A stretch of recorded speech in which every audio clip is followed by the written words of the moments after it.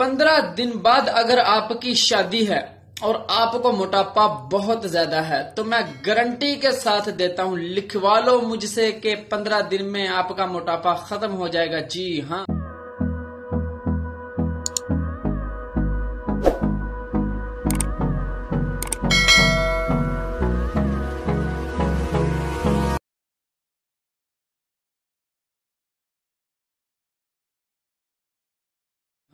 کرنا آپ نے کیا ہے، آدھے سے آدھا چمچ اجوائن، آدھے سے آدھا چمچ آپ نے لینا ہے زیرہ، آدھے سے آدھا چمچ آپ نے لینی ہے سونف، اور اس کے اندر آپ نے آدھا لیموں نچوڑ دینا ہے۔ ساری چیزوں کو مکس کر کے ہلکی سی آگ کے اوپر رکھ کے توا رکھنا ہے، آپ نے ہلکی سی آگ جلا کے توے میں یا فرائی پین میں آپ نے اس کو بھوننا ہے ہلکا سا 2 سے 4 منٹ تک، بس اس کو جب گرم ہو جائے تو اتارو، اور صبح کھانے سے پہلے اور رات کو کھانے سے بعد ایک ایک چمچ اس کو لے لے، 15 دن تک موٹاپا بالکل ختم ہو جائے گا۔